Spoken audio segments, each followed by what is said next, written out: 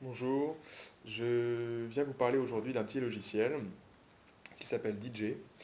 C'est un petit freeware très bien fait qui vous permet en soirée de mixer plusieurs morceaux de musique, enfin de les enchaîner en évitant les blancs. Donc voilà, c'est un freeware comme je l'ai dit, donc il est gratuit. Par contre, pour pouvoir l'utiliser pleinement, il va vous falloir investir un petit peu, une quarantaine d'euros sur l'Apple Store, dans ce petit accessoire USB, vous voyez l'affiche, qui s'appelle l'iMic. C'est marqué dessus. C'est Griffin qui fait ça, donc c'est un matériel assez fiable. Et donc voilà, ce petit accessoire vous permettra d'avoir une seconde sortie audio à partir de votre Mac qui vous permettra de- d'avoir une pré-écoute dans un casque pour pouvoir enchaîner les morceaux comme sur une table de mixage en fait. Alors bien entendu, il vous faut un casque, hein, un casque quel qu'il soit, pour brancher euh, sur la sortie. Donc je le montre ici sur le petit out de l'iMic qui lui devra être connecté sur votre port USB. Donc moi je vais vous montrer comment configurer votre Mac dans les préférences pour pouvoir utiliser la fonction de pré-écoute sur DJ. Alors, je disparais.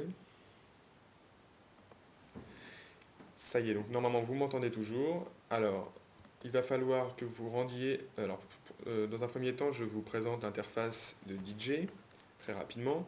Donc, vous voyez les deux platines, hein, ça ressemble étrangement à une source, à une table de mixage, avec le switcher au milieu qui vous permet de basculer d'une source à l'autre. Et donc, la fonction de préécoute, c'est le petit bouton qui se trouve là et qui vous permettra, avec votre casque, donc la transparence ici de la petite fenêtre symbolise en fait le fait que vous n'entendez pas, enfin c'est ce qu'il y a dans votre casque, d'accord? Donc les enceintes ici avec le switcher et hop dans votre casque, cette petite fenêtre vous permet de basculer d'une source également d'une source à l'autre. Voilà. Donc nous y reviendrons juste après avoir configuré au préalable le Mac pour ça. Alors on se rend dans les utilitaires. On clique sur configuration audio et MIDI, le petit bouton avec le clavier là. Voilà. Alors là, il va s'agir de configurer un nouveau périphérique agrégé en allant sur l'onglet voilà, audio là.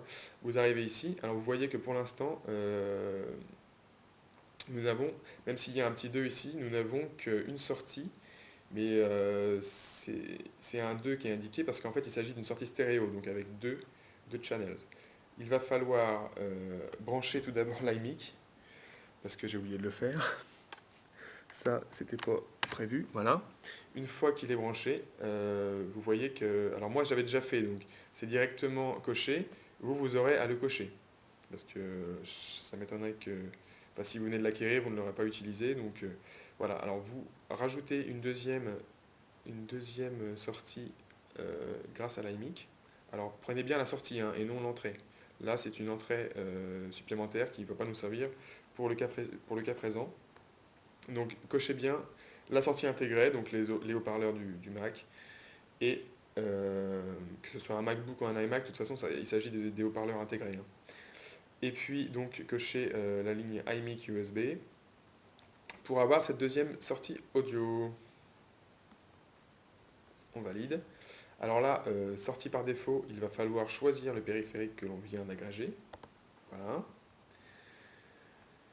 Et bien une fois que c'est fait, c'est parti. On peut aller dans les préférences système pour choisir ce périphérique. Donc on va dans le son.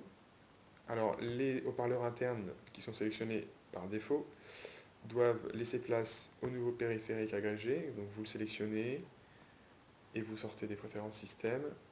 Normalement tout est OK. On se dirige vers DJ. Voilà. C'est à ce moment que vous pouvez mettre votre casque sur vos petites oreilles. Vous voyez que c'est la bibliothèque iTunes qui figure ici. Donc on va prendre n'importe quelle musique au hasard, les Daft Punk. Allez hop. On choisit un morceau qui va sortir très logiquement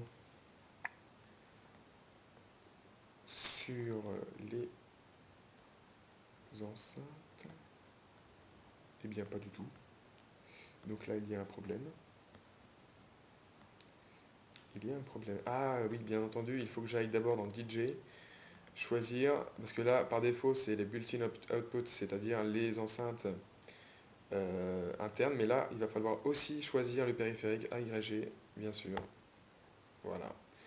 Qui nous permet, vous entendez comme moi, d'avoir la première source qui sort sur les enceintes. Alors ensuite, si on veut mixer avec n'importe quel autre morceau, Around the World, hop, il suffit simplement, vous voyez que ce logiciel est très intuitif, très bien fait, hein, très sympathique à l'œil également, de glisser un morceau sur la platine, comme ceci, et là, dans mon casque, ça y est, c'est parti, j'entends Around the World, et donc je bascule dans mon casque sur l'une des deux sources, voilà, grâce à cette petite fenêtre. D'ailleurs que je vais laisser ouverte parce que ça me permet d'entendre exactement le moment où je veux basculer, et une fois que je suis prêt, eh bien j'utilise le switcher central, hop, pour pouvoir passer d'un morceau à l'autre.